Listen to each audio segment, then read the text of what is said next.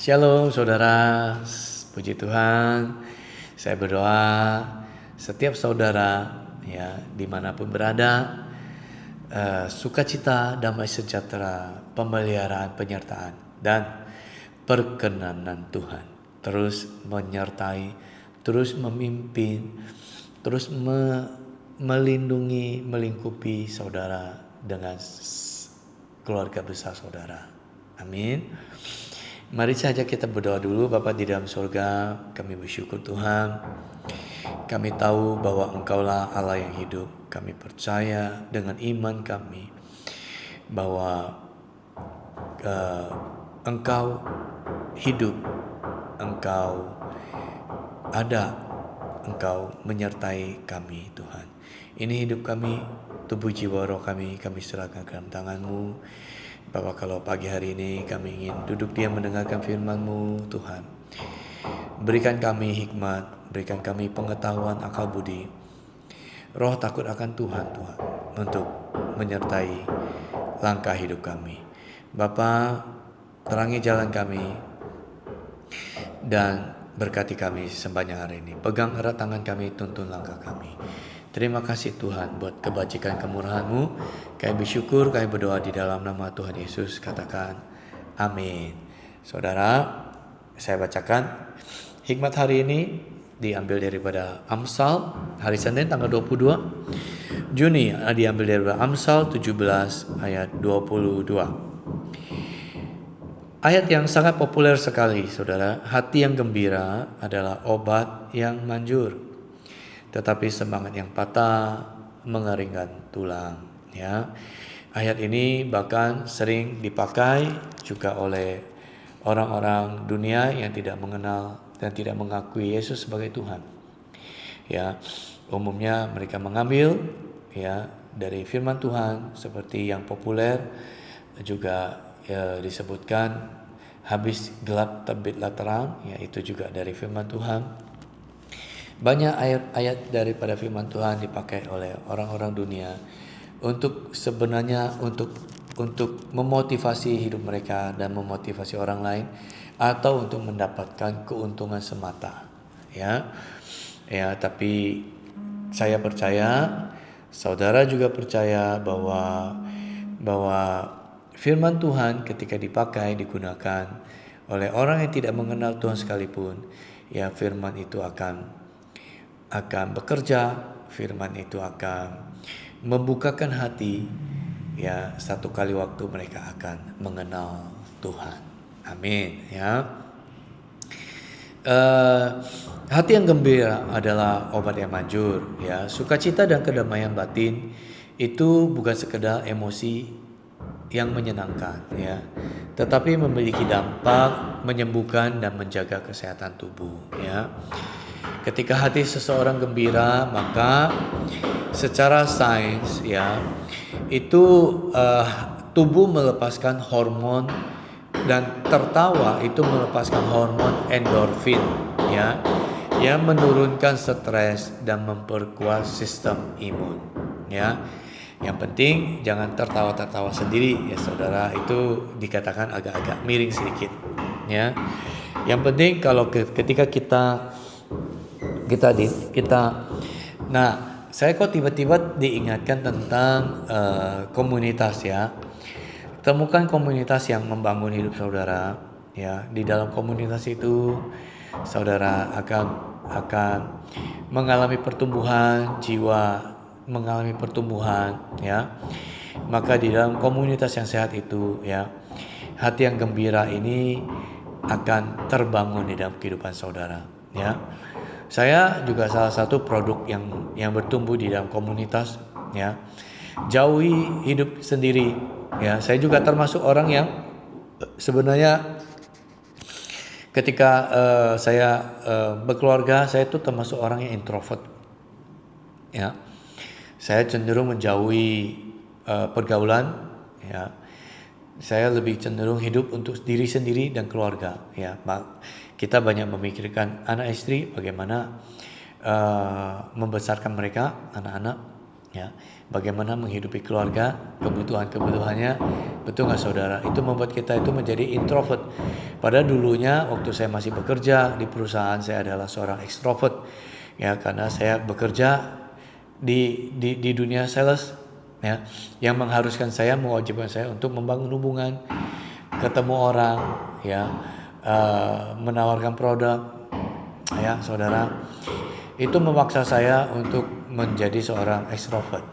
Tapi ketika saya pulang ke rumah, ya saya lebih cenderung lebih banyak ke introvert. Ya, saya lebih banyak uh, uh, merenung, lebih banyak sendiri. Nah, saudara, hati-hati dengan karakter seperti itu. Ya, Alkitab selalu mengingatkan kepada kita untuk ayo uh, uh, ke komunitas, ya, untuk saling membangun. Besi menajamkan besi, manusia menajamkan sesamanya, ya. Di situ iman kita akan dibangun justru ketika terjadi gesekan, ya, terjadi interaksi. Di situ terlihat, ya, di situ kita juga dimurnikan dan orang lain juga dimurnikan, ya, saudara. Hati yang gembira adalah obat yang manjur, tetapi semangat yang patah begitulah sebaliknya. Kalau semangat seseorang patah, maka itu akan mengeringkan tulang, ya. Keputusasaan, stres, kesedihan, ya, tidak punya orang untuk tidak punya orang lain untuk diajak ngobrol, ya. Tidak punya orang yang bisa dipercayai untuk tempat kita mencurahkan isi hati kita, ya. Itu atau rasa cemas yang berkepanjangan, ya, itu bisa menguras energi yang ujung-ujungnya membuat tubuh kita terasa lemah, lesu, dan hal-hal ini membuat rentan terhadap penyakit, ya. Nah, ketika kita merasa lemah, semangat patah, jangan datang kepada orang-orang yang justru sebenarnya fondasinya itu bukan fondasi takut akan Tuhan, saudara. Ya, karena ingat dengan Rehabeam, anaknya Salomo, ya, ketika dia naik menjadi raja, ya, dia justru tidak mendengarkan nasihat para tua-tua, orang-orang bijaksana yang hidup pada zaman Daud dan Salomo, ya. Tapi justru dia mendengarkan nasihat orang-orang muda sebaya dia yang belum teruji, ya, sehingga dia ketika dia menuruti nasihat itu, justru disitulah terjadi perpecahan, ya. 10 suku memisahkan diri, hanya 2 suku, ya, suku Yehuda dan suku Lewi yang memihak kepada Raja Yehuda, sehingga dia hanya memerintah atas Yehuda saja, ya. Memang Alkitab mencatat bahwa hal ini disebabkan oleh Tuhan, ya, yang karena untuk menggenapi apa yang telah diucapkan oleh nabi yang mengucapkan kepada Daud pada waktu itu, ya, dan Salomo pada waktu di masa tuanya, karena dia hidup tidak takut akan Tuhan, ya. Dia hidup di akhir hidupnya justru dia jatuh dalam dosa. Dia menyembah berhala, ya, berhala sembahan istri-istrinya yang sebenarnya sudah dicatat di Alkitab, ya, bahwa bangsa pilihan agar mereka tidak mengawin atau mengawinkan atau menyerahkan anak perempuannya kepada bangsa lain, atau mengambil anak perempuan bangsa lain kepada anak-anak mereka, supaya itu tidak boleh. Ternyata itu dilakukan oleh Salomo sendiri, ya, sehingga hal-hal itu menjadi jerat baginya di masa tuanya, ya. Dia tidak finishing well, saudara. Hindari itu, ya. Nah, apa yang bisa kita pelajari, ya, dari hikmat hari ini? Ayat ini sering digunakan sebagai pengingat untuk menjaga kesehatan hati. Ya, tetap bersyukur, tetap menjaga perspektif yang positif di tengah-tengah masa-masa sulit, masa-masa yang tidak mudah ini, saudara. Terus mendekat kepada Tuhan, ya, tidak ada yang tidak mengalami kesulitan, ya, semua pasti ada, ya. Kesulitan masing-masing cukuplah untuk sehari, ya, kata Yesus di firman Tuhan, ya, ketika Yesus berkata cukuplah sehari untuk sehari, ya. Pikulah kuk yang dipasang, ya, karena kuk yang Tuhan pasang itu ringan, enteng, ya, dan tidak mendatangkan kesulitan, ya. Mari kita terus mendekat kepada Tuhan, terus percaya, terus berharap, terus bersandar kepada Tuhan yang hidup. Dia pasti akan menolong kita, Dia pasti akan memberikan jalan keluar dan terobosan kepada kita. Ya saudara, saya ajak kita menyanyikan pujian yang berhubungan dengan firman Tuhan. Amsal hikmat hari ini, hati yang gembira adalah obat.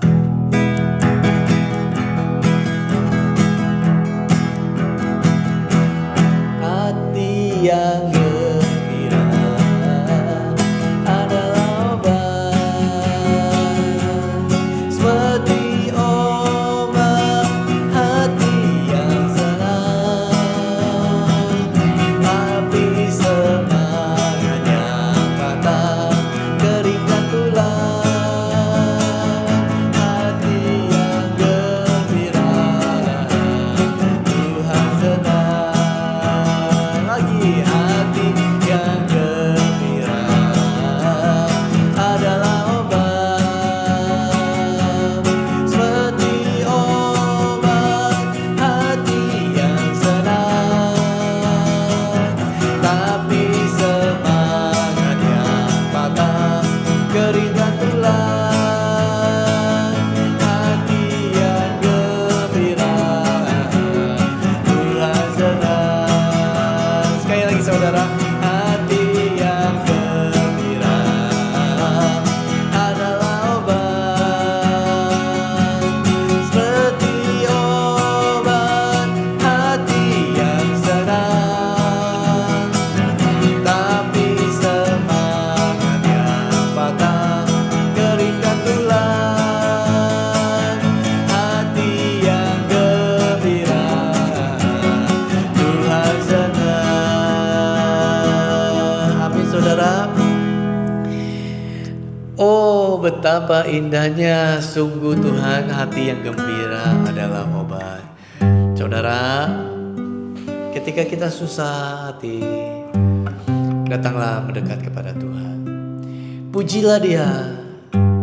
Dengarlah puji-pujian yang membangun kerohanian saudara, ya. Bacalah firman. Setidaknya firman itu yang pasti yang bisa kita dapatkan adalah firman itu membangkitkan iman saudara, ya.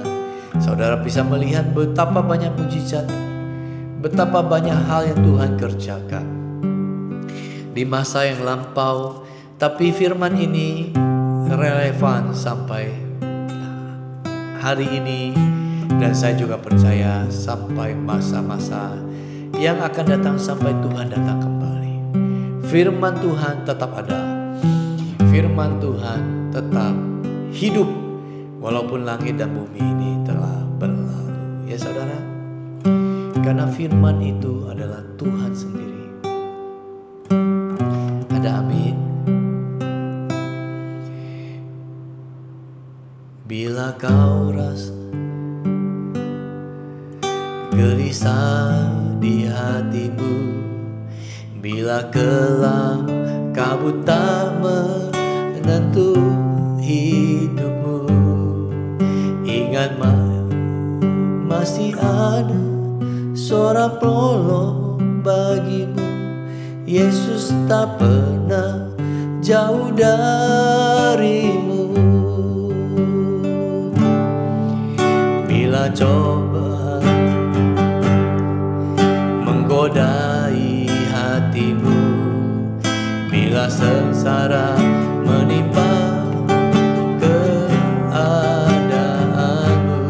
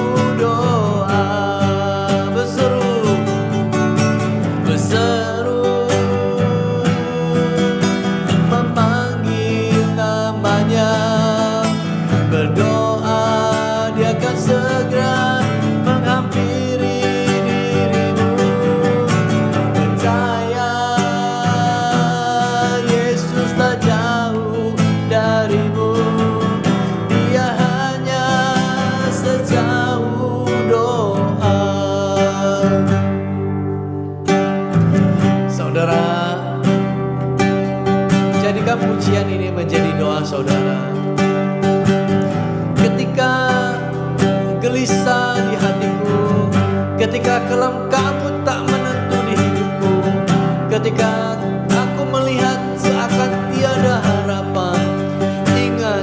Ingatlah bahwa masih ada Yesus, masih ada seorang penolong bagimu. Oh, Dia tak pernah jauh daripadamu. Tuhan itu dekat di dalam hidupmu. Tuhan dekat. Tuhan hanya sejauh doa, sejauh lutut saudara. Ketika saudara berlutut berdoa, maka Tuhan akan datang kepadamu. Bila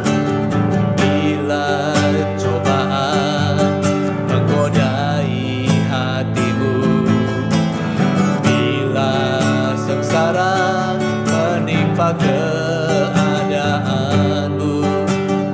ingat Yesus takkan pernah jauh darimu. Dia selalu pedulikan kamu. Berseru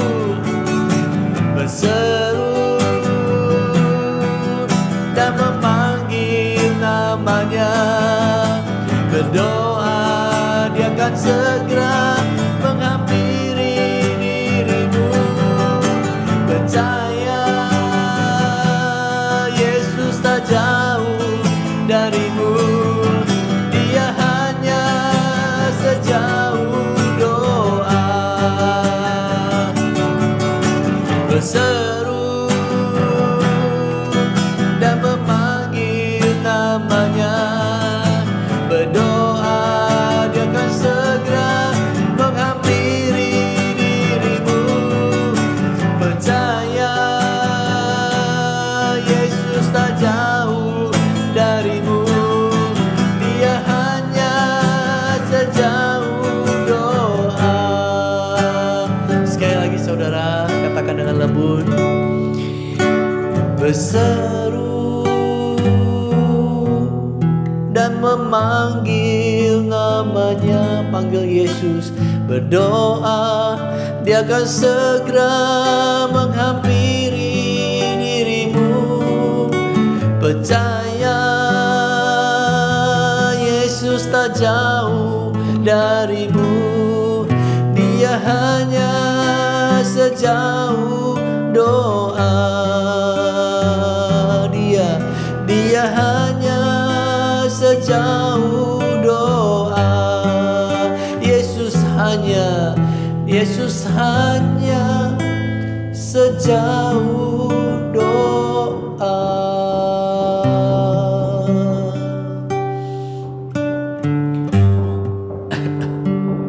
Terima kasih Tuhan. Bapa di dalam surga, hamba berdoa untuk setiap anak-anak-Mu. Tuhan, tolonglah setiap anak-anak-Mu.